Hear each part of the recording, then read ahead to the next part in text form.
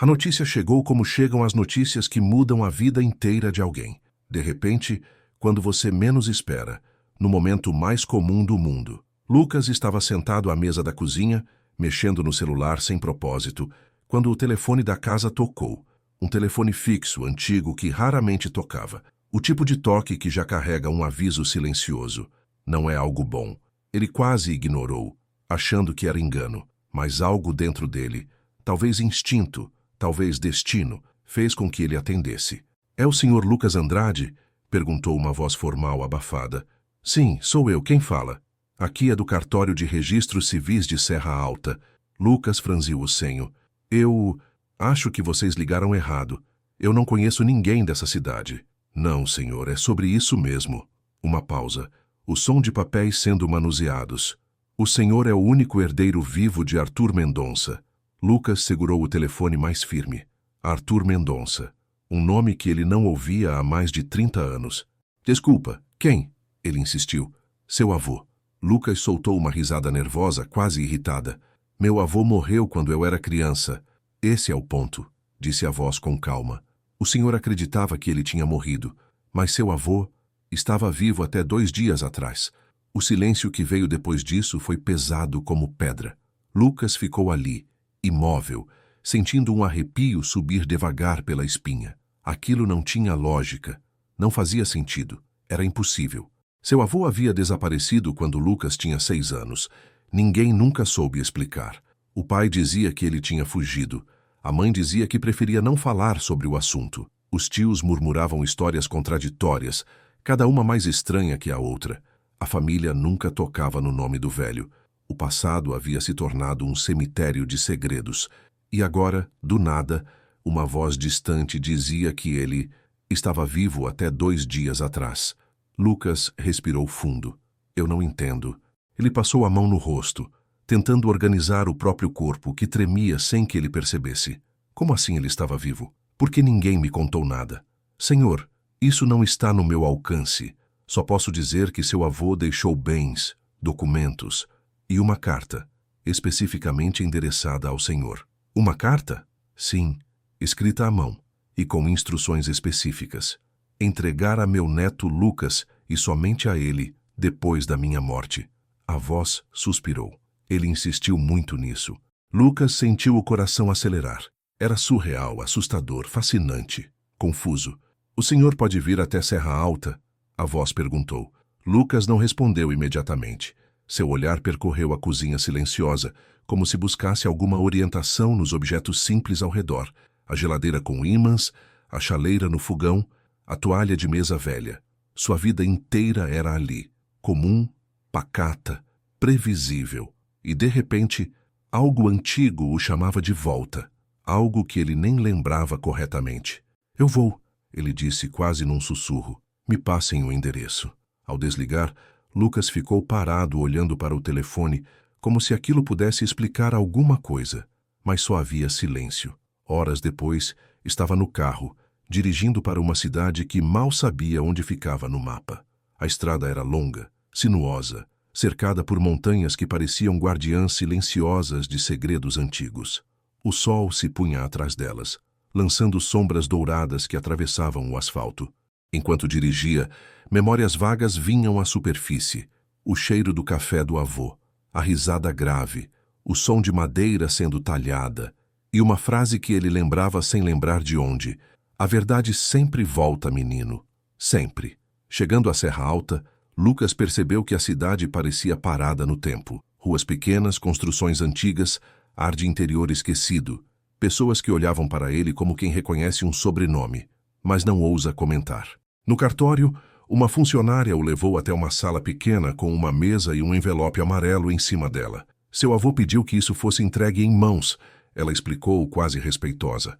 "Ele disse algo sobre mim?" Lucas perguntou, hesitante. "Disse que o senhor era o único que entenderia."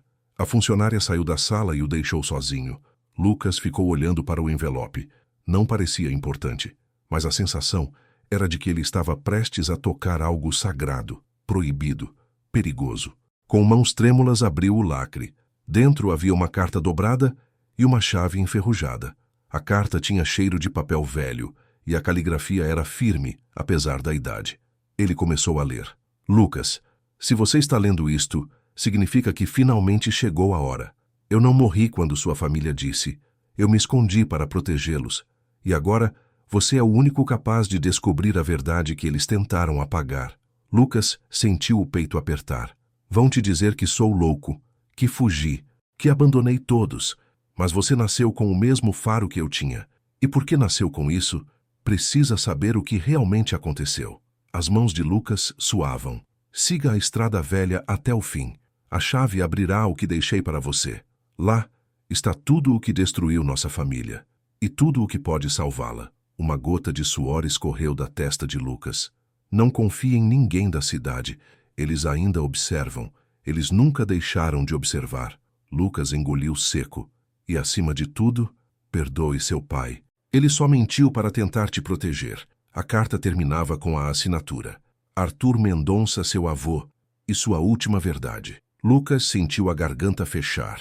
Havia algo profundamente errado com aquela história. Profundamente perigoso. Profundamente familiar. Como se uma parte dele sempre soubesse que um dia aquilo aconteceria. Ele pegou a chave. Fria, pesada, antiga. A decisão pesava sobre ele como uma porta prestes a ser aberta. E mesmo sem querer, ele sabia que não tinha escolha. A estrada velha o esperava. A verdade o esperava. E nada, absolutamente nada, o prepararia para o que encontraria ao seguir as instruções daquela carta. Porque algumas mortes não enterram pessoas, enterram segredos, e alguns segredos, quando desenterrados, mudam tudo. A estrada velha começava logo depois da última casa da cidade. Uma casinha azul desbotada, com um quintal cheio de galinhas e um cachorro que parecia latir para todo carro desconhecido. Depois disso, o asfalto simplesmente acabava, dando lugar a um caminho de terra batida, irregular, cheio de raízes expostas e sombras tortas projetadas pelas árvores altas que cercavam a trilha. Lucas acelerou devagar, sentindo o carro tremer conforme avançava por um trecho que não parecia receber manutenção há décadas. Aquele lugar tinha algo perturbador, não pela aparência, mas pela sensação de que a floresta observava tudo, silenciosa, como uma testemunha antiga daquilo que estava escondido. A carta estava aberta no banco do carona. A chave pendia do retrovisor, balançando conforme o carro chacoalhava. Aquele objeto pequeno parecia pulsar com um tipo estranho de poder. Como se fosse mais do que uma chave, como se destrancasse mais que uma porta. A cada metro percorrido, Lucas sentia uma angústia crescente. Não exatamente medo, mas a sensação de que estava se aproximando de algo que era seu por direito. Embora ele nunca tivesse pedido por isso, a estrada ficou mais estreita. Galhos batiam no vidro. A mata parecia querer engolir o veículo. Após alguns minutos, finalmente avistou algo. Uma casa, ou o que sobrou de uma. A construção era antiga, de madeira escura, caída em algumas partes, com telhas quebradas e janelas pendendo das dobradiças. Mas não era o estado de abandono que chamava a atenção. Era o fato de que, apesar de tudo, havia sinais de que alguém estivera lá pouco tempo antes. Pegadas, um balde, lenha empilhada, uma corrente presa a um gancho, e na porta, uma marca, um símbolo estranho, rabiscado com carvão. Um círculo cortado por 3 linhas retas. Lucas sentiu um arrepio profundo. Essa marca estava na carta. No canto inferior, quase imperceptível, o mesmo símbolo. Ele desceu do carro e segurou a chave com força enquanto caminhava até a porta. O lugar cheirava a madeira molhada e terra antiga, misturado com algo que parecia ferrugem ou sangue seco. A porta estava fechada com um cadeado velho. A chave estava fria como gelo. Lucas a encaixou. Por um instante, parecia que não entraria, mas com um clique áspero, o cadeado abriu. A porta rangeu, como se lamentasse ser movida depois de tanto tempo. O interior estava escuro, iluminado apenas pelas frestas que deixavam a luz entrar em tiras finas. Poeira dançava no ar, móveis cobertos com lençóis brancos, como fantasmas enfileirados, uma mesa com papéis amarelados, e no centro da sala, uma caixa de madeira, uma caixa reforçada, com o mesmo símbolo gravado, profundo, preciso. Lucas se aproximou devagar. A caixa parecia viva, Não pela aparência, mas pelo peso simbólico que carregava. Havia outro cadeado e outra fechadura pequena, perfeita para a chave que ele segurava. Ele respirou fundo. Parte dele queria ir embora, deixar tudo ali, esquecer. Mas o que brilhou dentro dele naquele momento foi outra coisa. A sensação de que sua vida estava prestes a fazer sentido pela primeira vez. A chave girou. O cadeado caiu. A tampa abriu devagar, revelando o interior. Documentos, muitos, empilhados, organizados com precisão. Fotos preto e branco, jornais recortados, bilhetes, mapas, relatórios oficiais com carimbos do governo, cartas escritas com pressa. E no topo, uma fotografia antiga. Lucas pegou com cuidado. Era uma foto de seu avô, muito mais novo, com outras 3 pessoas, todos usando roupas escuras, olhando para a câmera com expressões tensas. Atrás deles, a mesma casa onde Lucas estava agora. Mas o que realmente chamou a atenção foi o que estava escrito no verso. Eles voltaram. Estamos sozinhos. Lucas sentiu um aperto no peito. Ele virou a foto de novo, examinando cada rosto. Um dos homens ele reconheceu. Não pessoalmente, mas da televisão. Era político, influente, poderoso. Meu Deus! Lucas sussurrou. Ele voltou para a caixa. Havia algo pesado no fundo, embrulhado em pano grosso. Ele puxou. Quando abriu, viu um caderno de capa dura, preto com páginas amareladas. O título escrito à mão. Os Observadores, Diário de Arthur Mendonça. Lucas sentou no chão de madeira e abriu a primeira página. A caligrafia do avô era firme, mesmo no início do caderno. Se alguém encontrar isto, saiba que não é loucura. Não é superstição. É real. E está por toda parte. Lucas engoliu seco. Nossa família sempre foi alvo. Pela verdade que descobrimos, pelo erro que cometemos, pelo pacto que negamos. Pacto. A palavra queimou na mente de Lucas. Ele continuou lendo. Começou em 1961, quando encontramos a mina abandonada. Achamos que era apenas ferro, mas não era. Encontramos algo que nunca deveria ter sido tocado. Lucas passou as mãos pelo rosto. Se aquilo fosse verdade, sua família estava envolvida em algo muito maior do que ele imaginava. Eles nos observaram desde então, a cada passo, a cada geração, a cada criança nascida na família. E quando perceberam que eu sabia demais, eu tive que desaparecer. Lucas deu um pulo. Então era isso. Por isso o avô tinha sumido. Por isso o pai nunca falava do assunto. Por isso a família inteira parecia assombrada por algo que ninguém ousava mencionar. No canto da sala, um som. Lucas se levantou rápido. Passos. Lentos. Arrastados. Alguém caminhava do lado de fora da casa. Ele recuou até a parede segurando a chave como se fosse uma arma, apesar de saber que não era. As folhas do lado de fora estalaram. Os passos pararam bem na frente da porta. O silêncio era quase palpável. Até que alguém bateu. 3 toques secos. Lucas gelou. O mesmo ritmo descrito no diário. 3 toques. Sempre 3 toques. O símbolo, a estrada, a carta, a casa. Tudo apontava para uma verdade que ele ainda não compreendia, mas que estava prestes a engoli-lo. A voz do lado de fora era baixa, quase gentil, mas havia algo profundamente errado nela. Lucas, a voz forçou um sorriso. Abre a porta. Ele prendeu a respiração. Eu sei quem você é. Sei o que você encontrou. Um estalo no piso da varanda. Um movimento lento. Pacientes. Não humanos. Ou não totalmente humanos. Seu avô sabia que você viria. O som de unhas, arranhando a madeira. Ele sabia que nós nunca deixamos de observar vocês. Lucas sentiu a espinha congelar. A voz voltou, agora mais deformada. Abre a porta, menino. Seu avô abriu. Lucas fechou os olhos por um segundo. As palavras do diário pulsavam em sua mente. Se eles te encontrarem, corra. Ele respirou fundo. Enfiou os papéis na mochila. Pegou o caderno, guardou a chave e, sem hesitar, correu pelos fundos da casa, abrindo caminho pela mata. Atrás dele, a porta foi arrancada. Num único golpe, a voz ecoou pela floresta. Lucas! Ele correu. Correria até descobrir a verdade, ou até ser alcançado por algo que não deveria existir. Lucas correu sem olhar para trás, sentindo os galhos arranharem seus braços e a respiração ficar curta e quente.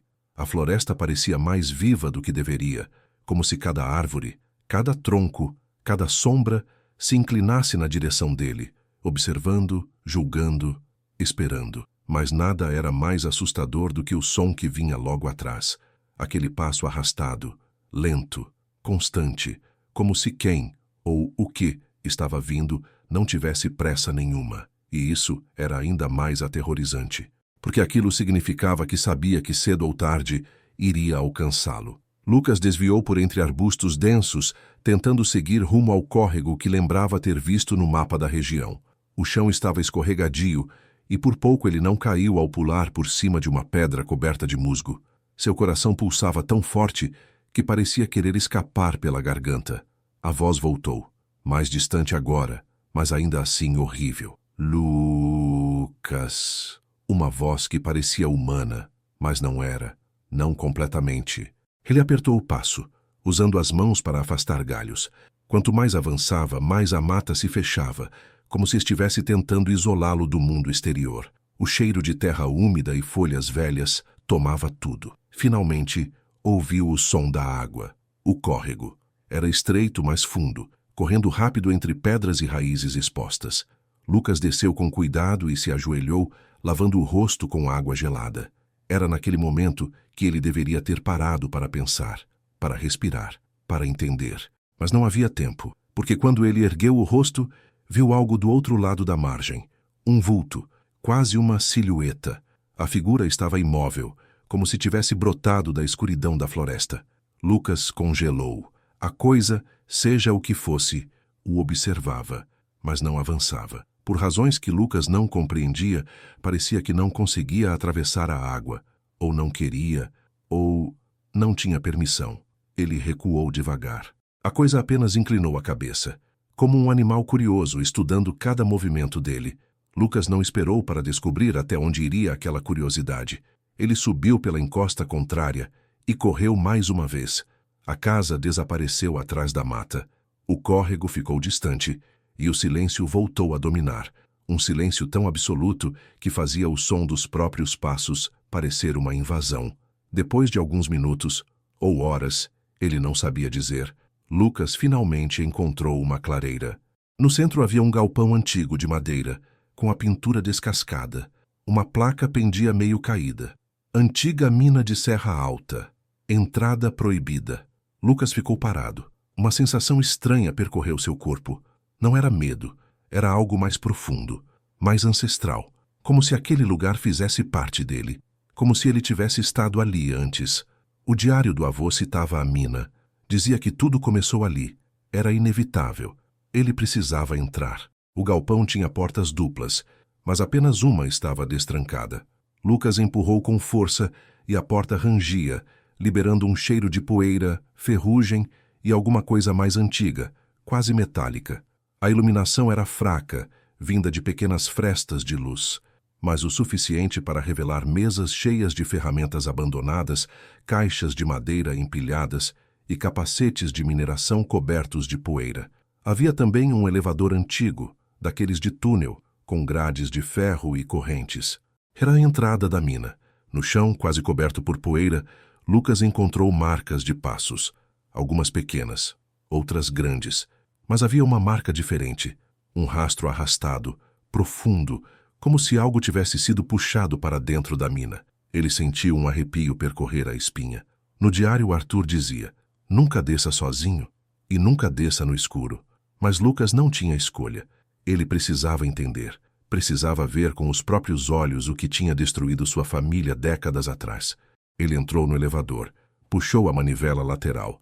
O velho mecanismo gemeu, estalou e começou a descer lentamente. Conforme descia, a luz diminuía, a temperatura caía e o cheiro de terra antiga tomava o ar. O elevador parou com um tranco. O túnel era largo, revestido de madeira, iluminado apenas por lâmpadas antigas que piscavam como se estivessem prestes a morrer. As sombras dançavam nas paredes, criando formas estranhas. Lucas caminhou devagar, com o diário aberto em uma das mãos. As páginas tremiam junto com seus dedos. Não olhe diretamente para eles. Eles veem através dos olhos humanos. Lucas engoliu seco. Ele continuou andando até encontrar algo que fez seu sangue gelar. Um mural, desenhado na rocha. gigantesco, como se tivesse sido esculpido por mãos humanas, ou não humanas.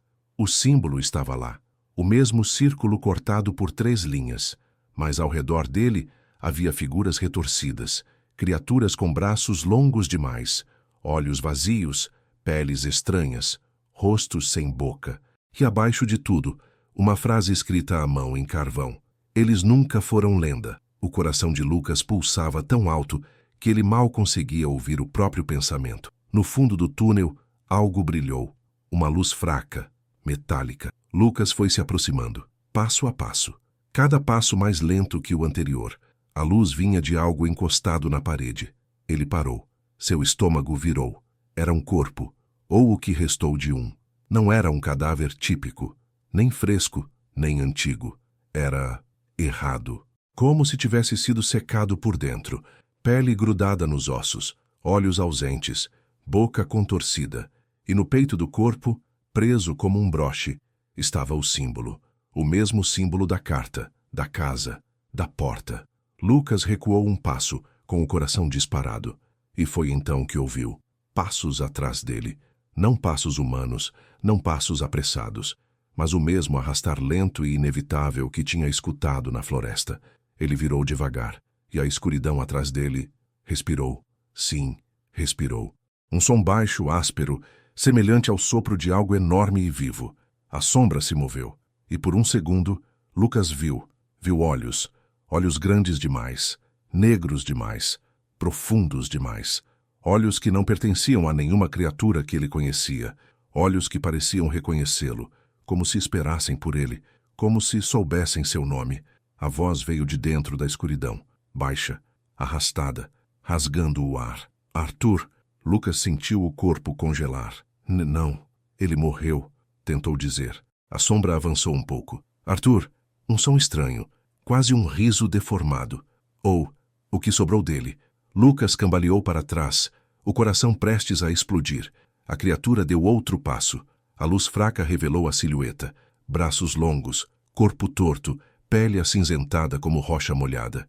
E outra coisa, o símbolo marcado no peito, gravado na pele, não tatuado, não pintado, queimado. A voz sussurrou de novo.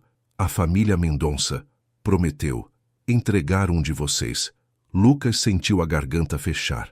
A criatura avançou mais um passo. E você veio sozinho. Lucas correu. Correu como nunca tinha corrido em toda a vida. Correu com o diário apertado no peito e o terror empurrando seus músculos até o limite. A mina inteira parecia tremer. A criatura vinha atrás dele, e o som dos passos agora rápidos deixava claro que não era mais um jogo. Lucas chegou ao elevador, puxou a grade com força, entrou e começou a subir freneticamente, girando a manivela com as mãos tremendo. A criatura chegou à entrada do elevador. Seus dedos longos tocaram as grades. Puxaram. Arranhavam o metal como se fosse papel. Lucas subia, subia, subia. O rosto da criatura ficou visível por um instante, deformado, sem traços humanos, mas carregando algo profundamente pessoal.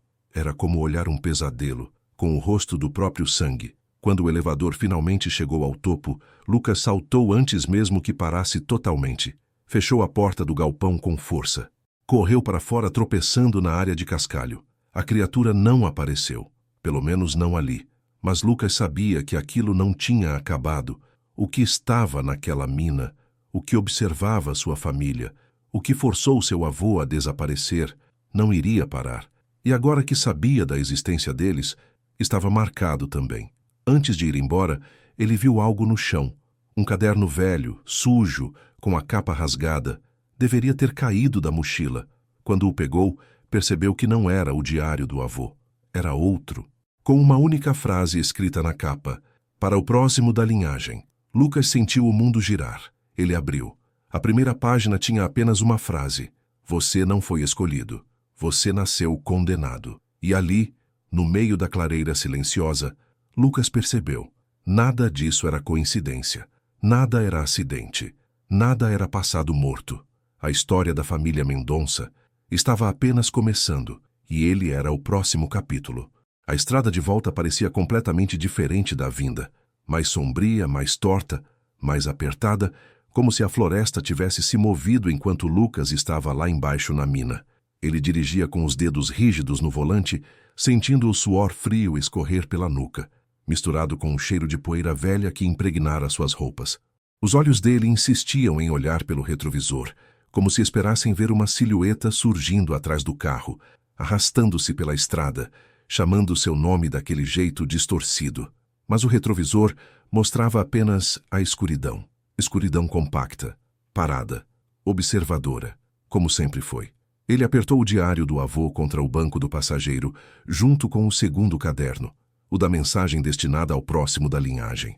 O peso daqueles dois objetos parecia pressionar o peito de Lucas como se fossem blocos de cimento, segurando sua respiração. A cidade apareceu à distância, iluminada pelos postes de luz amarelados e pelos visores das lojas já fechadas.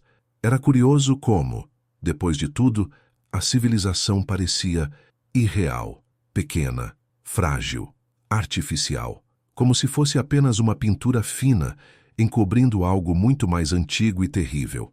Ele estacionou perto do prédio onde morava. O motor ainda vibrava quando ele permaneceu sentado, tentando forçar o corpo a sair do carro. Mas sua mente revivia cada imagem da mina, o corpo seco, o símbolo queimado no peito da criatura, a voz que chamava Arthur, como se o tempo não tivesse passado, como se aquele ser estivesse preso ali por décadas, esperando apenas pela presença da próxima geração.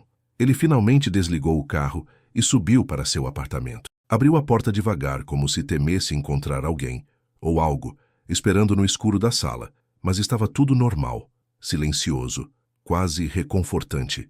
Ele largou a chave sobre a mesa e jogou a mochila no sofá, respirando fundo, tentando lembrar como era viver uma vida comum antes de tudo aquilo. Lucas abriu o diário do avô na mesa da cozinha e colocou o segundo caderno ao lado. A luz branca da lâmpada fazia as páginas amareladas parecerem ainda mais antigas, como se fossem feitas de pele em vez de papel. Ele começou a folhear páginas do diário, buscando algum trecho que explicasse a criatura, a mina, o pacto. Mas as informações eram fragmentadas, escritas com pressa, muitas vezes ilegíveis, como se Arthur tivesse escrito em momentos de fuga ou desespero. Até que encontrou uma página marcada com um papel dobrado. No topo, o avô tinha escrito: "A verdade sobre eles". Lucas sentiu o coração acelerar. Ele passou os olhos pelas linhas.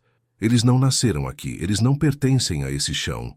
Eles vieram antes de nós, antes de qualquer história escrita. A mina é apenas uma das portas. Portas. Plural. Mais de uma. Chamam-se observadores não porque veem, mas porque esperam. Esperam pelo momento em que o pacto se rompe. Pacto. Aquela palavra novamente. Em 1961, quebramos o acordo. Sem saber, sem querer. E desde então, eles escolheram nossa linhagem. Lucas sentiu um tremor profundo dentro do peito. Não era apenas sua família que carregava um segredo. Era sua família que carregava a culpa. Ele virou a página. Prometemos devolver o que encontramos, mas nunca devolvemos. E agora, eles querem compensação. Compensação. Uma troca. Um sacrifício. Lucas afastou o diário com força, como se aquilo fosse queimá-lo.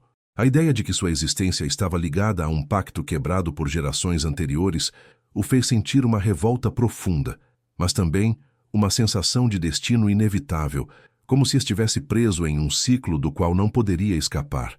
Ele respirou fundo, tentando se recompor. Foi quando escutou algo. Um toque, baixo, lento, deliberado. 3 batidas, na porta do apartamento. Lucas gelou. Todo o sangue pareceu sumir das mãos, que ficaram frias instantaneamente.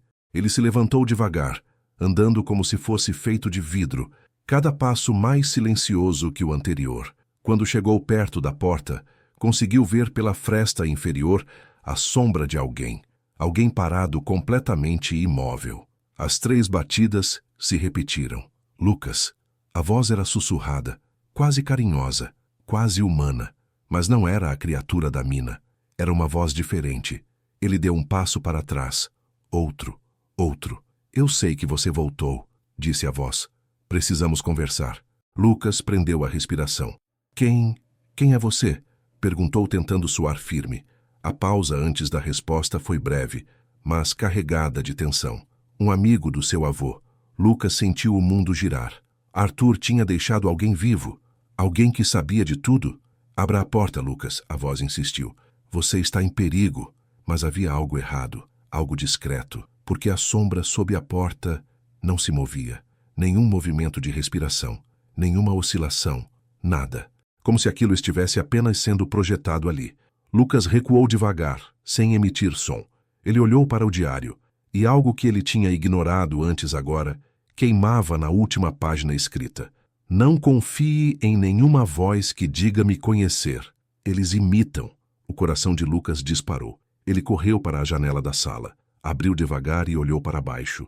O beco estava vazio, muito vazio, silencioso demais para aquela hora da noite. O vento nem movia os sacos de lixo. 3 batidas na porta, mais fortes. Lucas, não faça isso. A voz agora parecia irritada, impaciente, quase revelando seu verdadeiro tom. Lucas ficou ali, sem se mexer, observando a fresta inferior da porta. A sombra não mudava, nem 1 milímetro, até que algo muito lento começou a acontecer. A sombra se alongou, se distorceu, como se estivesse crescendo para dentro do apartamento. Lucas retrocedeu, tropeçando, o coração ensurdecendo os ouvidos. A sombra parecia se esticar num movimento antinatural, como tentáculos que se adaptavam às paredes e ao chão.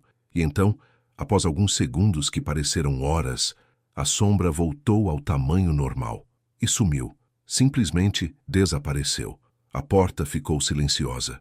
Nenhuma batida, nenhum som, nada. Lucas ficou parado, imóvel.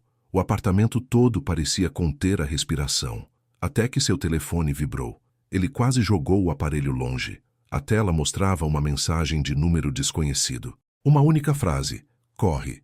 Lucas nem pensou. Pegou a mochila, enfiou os 2 cadernos, pegou o diário, pegou o carregador e saiu pelas escadas do prédio, ignorando o elevador. Cada andar que descia parecia mais silencioso que o anterior. Quando chegou ao térreo, respirou fundo antes de empurrar a porta de saída. A rua estava vazia. Aquela rua nunca estava vazia. Ele olhou para os lados, tentando entender para onde correr. Foi então que viu. Na lataria refletida do seu próprio carro, estacionado ao longe, havia algo atrás dele. Uma sombra, uma forma, altíssima, imóvel, observando.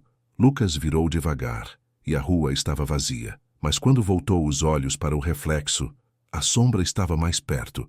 Ele correu com tudo que tinha, sem olhar para trás, sem pausa, sem fôlego. As luzes da rua piscavam enquanto ele passava. Os postes tremiam. Os sons pareciam se distorcer, como se o ar estivesse sendo engolido por algo invisível. Lucas tirou o celular do bolso e digitou com mãos tremendo. Quem é você? A resposta veio instantaneamente. A única pessoa que ainda pode te ajudar.